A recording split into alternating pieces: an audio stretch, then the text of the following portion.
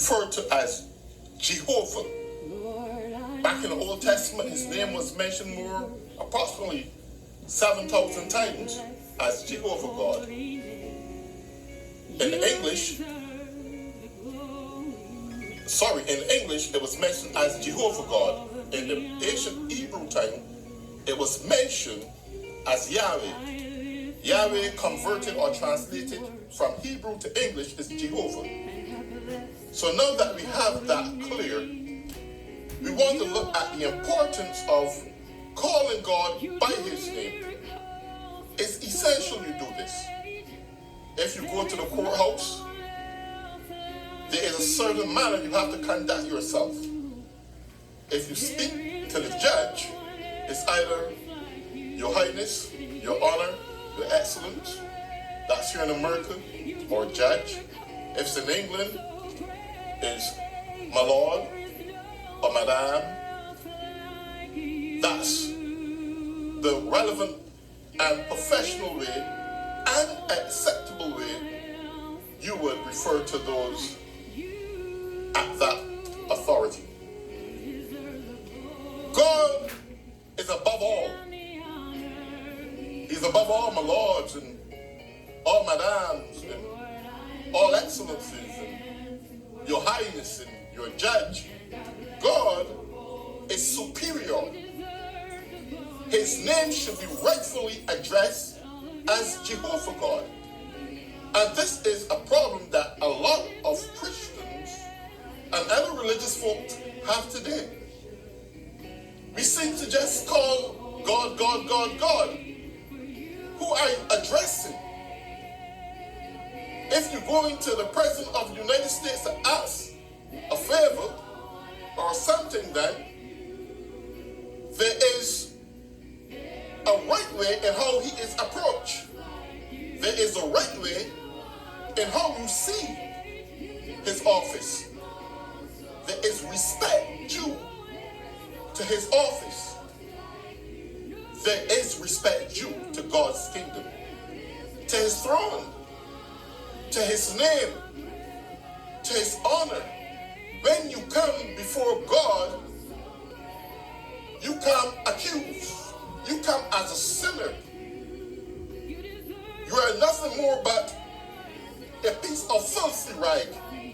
Your respect and due diligence should be at its utmost high when you come before God. When you go to the courts, you at the mercy of the courts.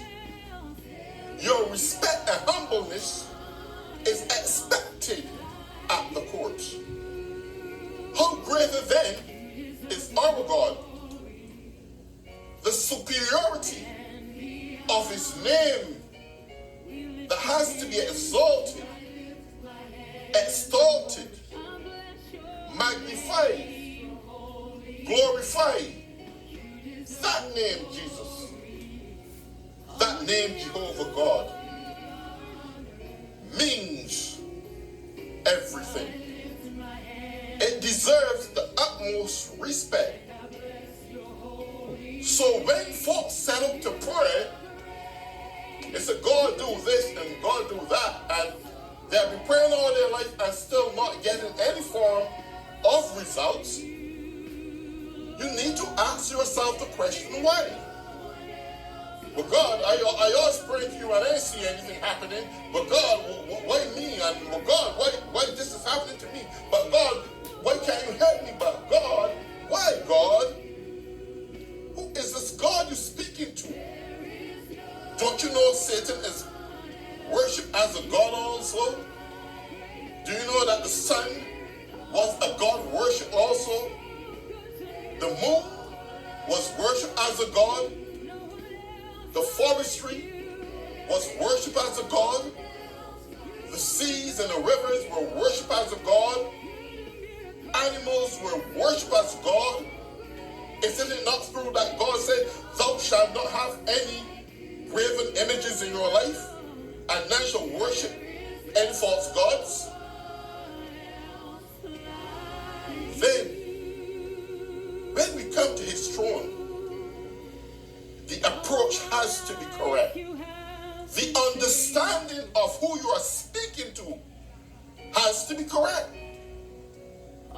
You can't speak to God the way you're going to speak to anyone else. You have to come humble. You have to come on repenting knees. This is the problem with our society today. Now, we're not saying God isn't a loving God, that he don't love his children. We're not saying he's not the good shepherd who ran after the lost sheep. We're not saying that. Of course, God loves us all. That's why he's saying his only begotten Son on Calvary's cross. Jehovah God loves us all. But in turn, there is a humble respect, adoration, and admiration before his presence. I want you to get this.